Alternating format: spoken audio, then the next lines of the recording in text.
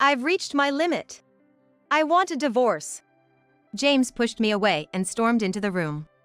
I had to leave for a business trip to another state that day, so I didn't have time to talk to James anymore. I left the house right away. I came back the next day from the business trip, having been yelled at and pushed away in a marital spat. I'm home, huh? A divorce lawyer's business card was on the table. I was surprised at James's quick decision, but thought it was a good opportunity. I didn't want him to back down later. If you want a divorce, that's fine by me. I called the number written on the business card. I'm Cindy Matthews. I work as a licensed architect at a mid-sized architectural design firm. I turned 30 this year and am celebrating my 4th year of marriage with my husband, James. I've participated in architectural magazine competitions, even won a special jury prize, and get requests from various places. Despite being busy, I'm enjoying every day. Except for one thing, though. James works for a major home building company. James's company requested an architectural design competition, and we worked on a building together, which led to us dating and getting married. Both of us had hobbies of mountain climbing and touring famous buildings, and we deepened our relationship through those interests. In the beginning, we used to travel together quite often, but lately, we hardly go out together. James and I talked about wanting children once we settled down when we were newlyweds, but honestly, I'm glad we don't have any now. Why am I glad we don't have children? It's because of James's sudden change in behavior. Initially, he was kind and always cared for me, but after being married for a while, he stopped doing anything around the house. We bought a used single-family house with land in the suburbs of New York and lived together, but he just doesn't do anything around the house. He doesn't do a thing. Expecting meals to be served and never taking out the trash is just the tip of the iceberg. It's clear how James moved around the house, simply by looking at the trail of clothing he leaves behind. Why? Because he takes off his clothes as he walks, from the entrance to the bedroom and bathroom, scattering everything from socks to ties and jackets. And yet, he complains if the room isn't tidy. I can't count how many times I've wondered what kind of nerve he must have. Before our marriage, we had decided to divide the household chores, with James responsible for taking out the trash, cleaning the bathroom, and tidying up after meals. Well, this lasted only for a week after we started living here. I've asked James several times to help with the household chores, but each time he retorts, housework is a woman's job, isn't it? That's not true. Don't distinguish between men and women for something like that, I would reply, not backing down. Men should be working, that's what matters. I'm fully committed to my work, so it's only natural for you to do the housework, he would say before going to his bedroom. I never felt that he was such a misogynistic person when we were dating. No, he must have been like that from the beginning. He was just wearing a mask until he married me. Maybe it's my fault for being fooled, but I can't help feeling frustrated. James' overt defiance towards me must be partly due to work, I believe. I'm doing well at my job and I've rarely lost in design competitions. After leaving the company and setting up my own private office, I've been approached by my former boss for joint management. Although James earns more on a monthly basis, when I add in the bonuses from winning competitions and special bonuses, my annual income ends up higher. He probably doesn't find this amusing. James' pride can't handle it. I diligently study architecture, but I've never seen James studying. When at home, he's usually pondering whether to make in-app purchases for his mobile games. James is a big spender, putting only the bare minimum of money into the household and using most of his salary for himself. I asked James to cut back on game spending and put more money into the household, as it might hinder our future plans. But guess what? James was furious, smashing his smartphone on the floor. What a greedy woman you are, asking for the money I earned. I didn't think you were such a grasping woman. You money grubber. I was stunned by this incredible insult, and tears naturally began to flow. I'd understand if I had said something awful. But it was words with the thought of our home and future. My mind was filled with nothing but why, and confusion. Moreover, James was spreading rumors about me at his workplace, calling me a tight-fisted, grasping housewife who won't give him spending money, and collecting sympathy from colleagues. I heard about this from a coworker at my office, and I was greatly shocked.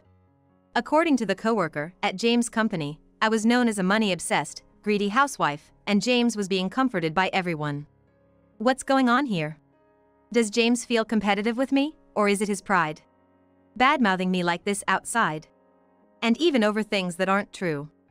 I was extremely shocked and couldn't concentrate on my work that day, making unthinkable simple mistakes. Gradually, James began to come home late. He started going out even on his days off, claiming it was overtime work.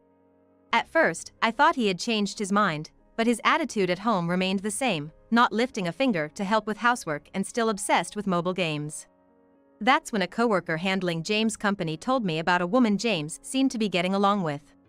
Her name is Catherine Johnson. She's 24 years old and a temp worker.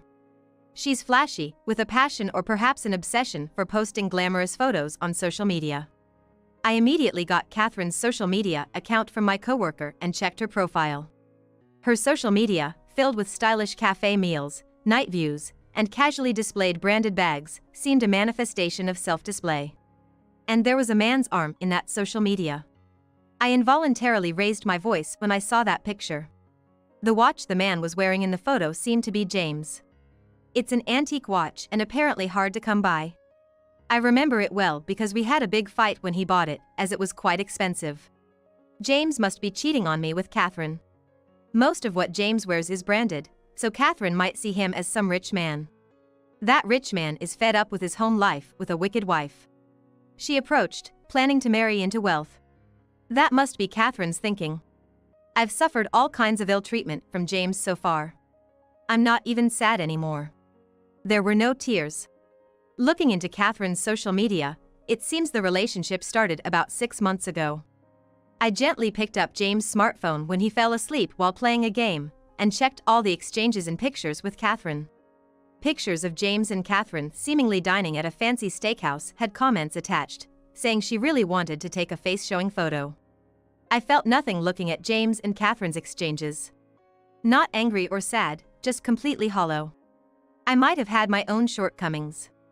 I complained about dividing household chores and his spending habits until I was blue in the face. James obviously hated that. Surely, hearing that after coming home tired would sour anyone's mood. But that was because I was thinking about our future together.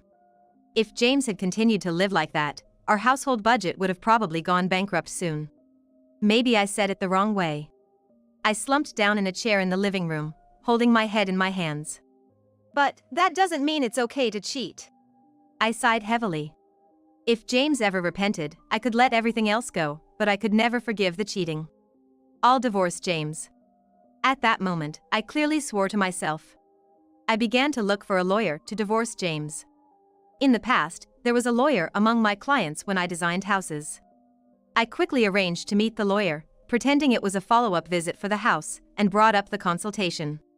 While steadily preparing, I continued to live with James as usual. Though we were not on good terms, we were still married. I would cook James meals and do the laundry. Then, one day, James came home in the morning without any notice. Even reeking of perfume. I was really pissed off at this. Hey, what's the big idea? What do you care? I can do whatever I want. James replied, as unapproachable as ever. That's not true. We're married, James. What were you doing all night, especially if it wasn't work-related? I unintentionally raised my voice at James. James, his face turning red, angrily yelled, "Shut up. Shut up," and came at me, as if he'd lost control. That's it. I'm done. We're getting divorced. James shoved me and then locked himself in the room. I had to leave for a business trip that day, so there was no time to talk with James further. I just left the house. The day after being yelled at and shoved in a marital spat, I returned from my business trip. I'm back, huh? On the desk was the business card of a divorce lawyer. I was surprised by James' quick decision, but I thought it was a good opportunity. It would be troublesome if James backed out now. If you want a divorce, that's fine by me. I called the number written on the card. Later, I informed James that the divorce papers had been accepted. I really didn't want to see his face, but I wanted to tell him about the divorce face-to-face. The divorce papers have been accepted. James stared at me, taken aback. I feel relieved now. I saw the look of confusion in James' eyes, but decided to ignore it. There's no need for me to be here anymore, so I'm leaving. But there are things we need to decide regarding the divorce, so let's talk again in a month. Yeah, sure, in a month. You're the one who wanted the divorce. James replied, probably not wanting to lose out on the divorce. Just to let you know, I don't intend to divide the property. See you. I packed only what I needed into a suitcase and left the room. I'll be living in a hotel for a while. A month later, I visited the house where James and I had lived. Why did you call Catherine, Mrs. Johnson? James asked. I'd secretly invited Catherine as well. We all took our seats, and I handed them documents detailing my demands. That's what I'm asking for. The alimony, this amount is okay? If I pay this, it's over. Catherine said, her eyes wide. She must have thought I would ask for more. So this means James and I can live here happily ever after? Catherine said, looking dreamily at the Italian sofa, European refrigerator, and other stylish items in the living room.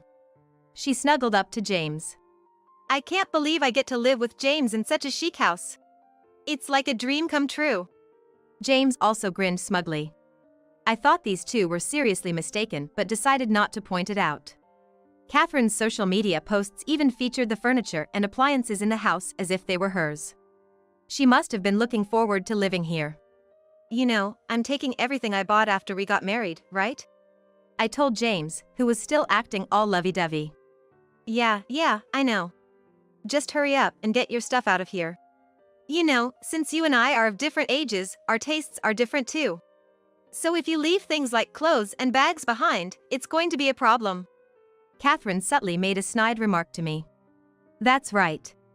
I don't want to remember anything about you, especially your dull stuff, James added. I let out a slight sigh. He's being too naive.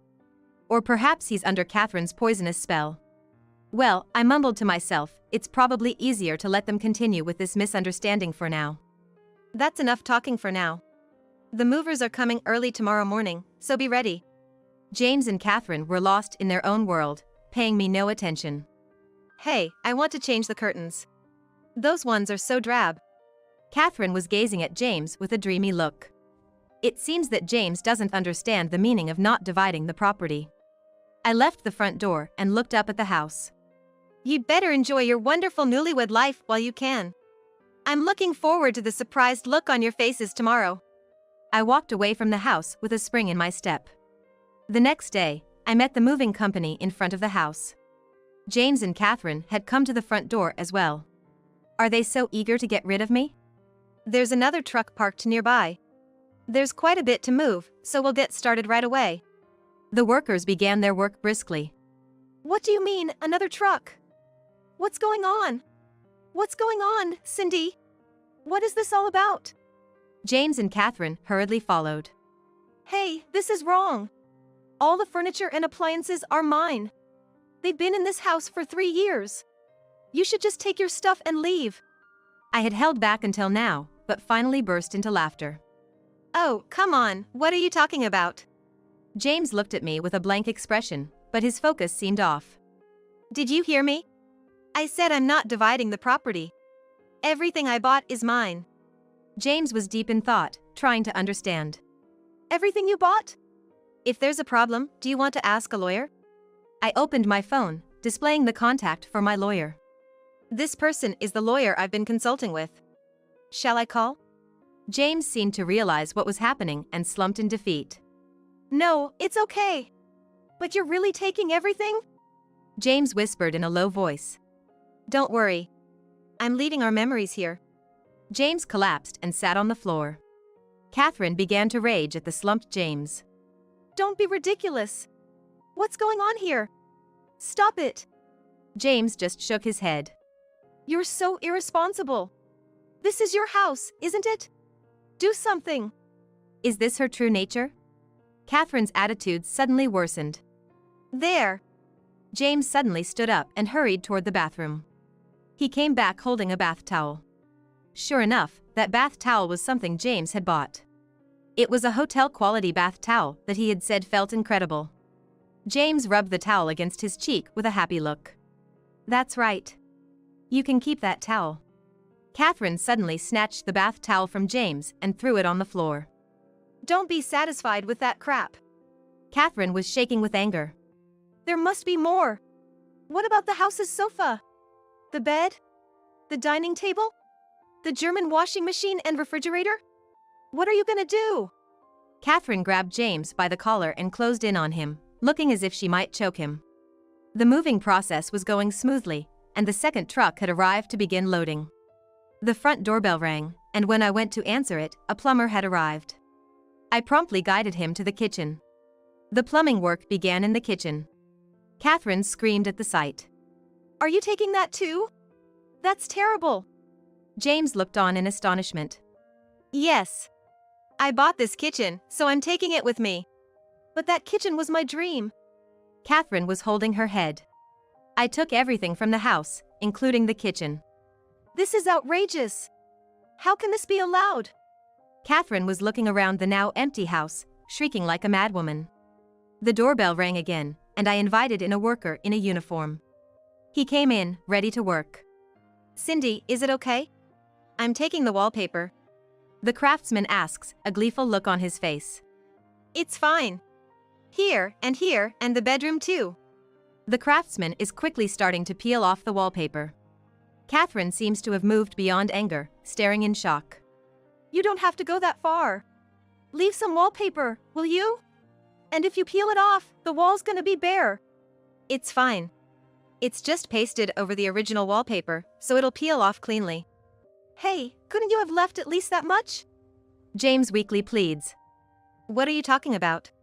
You'd hate it if you saw my stuff and were reminded of me every time. So I'm taking the wallpaper too. James, who initiated this, can't say anything back. In my mind, I mutter, serves you right. The re-wallpapering of the house will cost at least $5,000. And it'll be a pain to start from scratch with the furniture and appliances. If they have to buy again everything I picked out, it won't just be the price of a luxury car, and some things they'll never be able to find again. In any case, it's going to be a hefty expense for James and Catherine.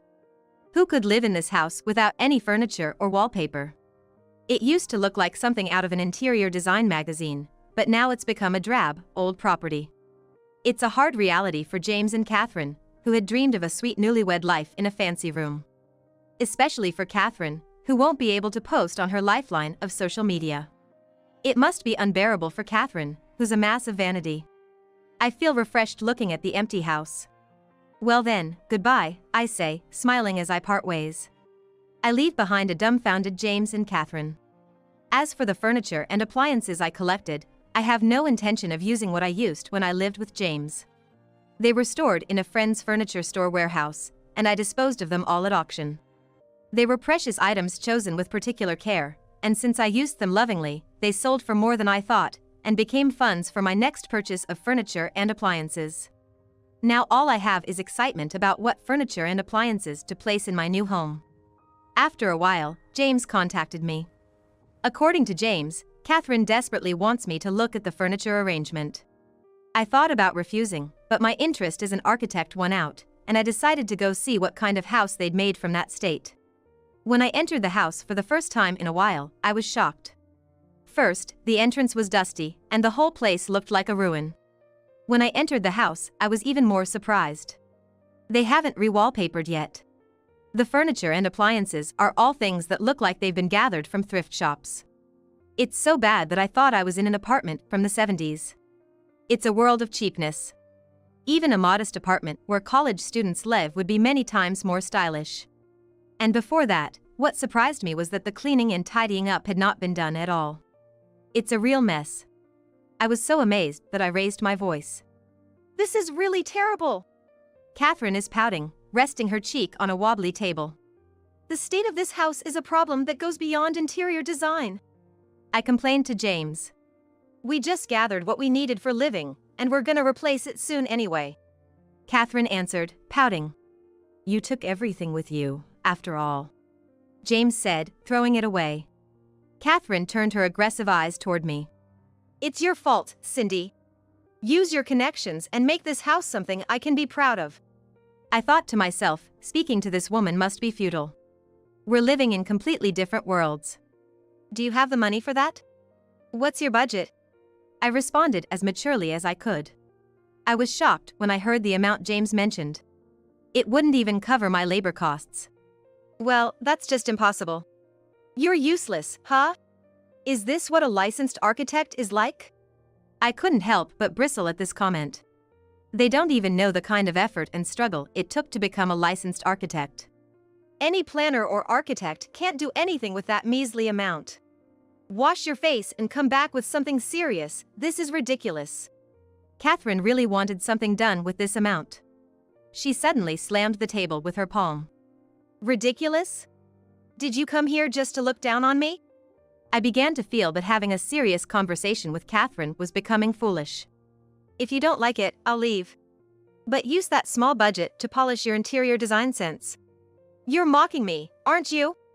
I don't know if you're an architect or whatever, but don't get ahead of yourself.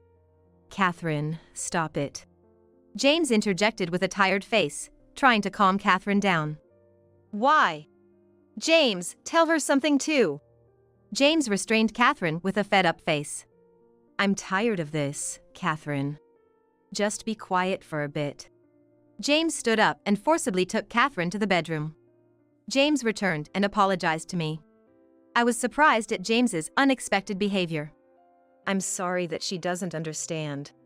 After divorcing you, I married Catherine. But you know, she's like that. The number of likes on social media is everything to her. She doesn't care about family life. And if something doesn't go her way, she snaps like some gangster. Every day is a struggle. I thought, well, considering Catherine's personality, living with her must be difficult, as I looked at James, who had aged significantly since I last saw him. Later, James told me about a big fight they had after I left and how Catherine hated living in this empty house but had nowhere else to go. You've brought this on yourself. I pushed James away coldly. Catherine quit her temp job because we got married. And I'm stuck now. Eventually, Catherine wanted to lead a glamorous life. James probably wanted to brag about having a young wife. There was no way a marriage between such people would work out. James apologized again. Please, Cindy, give me another chance.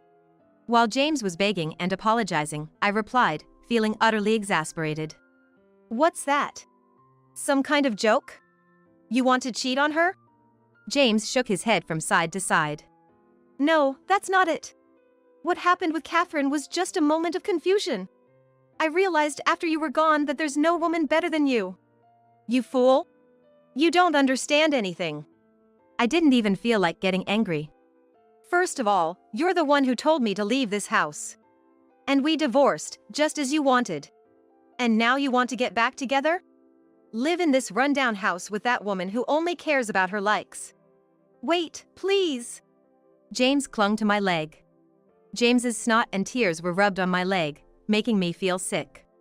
I kicked James away and left the house. Catherine did not show herself from the bedroom. She probably did not want to admit defeat. Well, I won't see those two or that house again. Half in spite, I reported the divorce to James's parents. They apologized profusely to me. They had cut ties with James. James and Catherine came asking for financial assistance for the purchase of furniture and household appliances, but apparently, they were turned away at the door. In this community, divorce is considered a taboo tradition. At that time, rumors spread that James had been divorced due to infidelity and he was demoted to a less significant position, and Catherine was reluctantly working part-time at a convenience store to make ends meet. Without support from their family, James and Catherine have no choice but to continue living in that old house that's become almost a ruin. As for my next place of residence, I got introduced to a gem of an apartment by a real estate agent I know. It's in a low-rise vintage apartment complex, and I'm meeting with an interior designer every day to decide how to decorate it. Work-wise, I've won several architectural competitions and have reluctantly left the firm. I joined forces with a senior colleague I've known for a while, and we started our own architectural firm. My income has skyrocketed, but I'm so busy with work that I find myself dealing with the luxurious problem of wanting some time off to relax.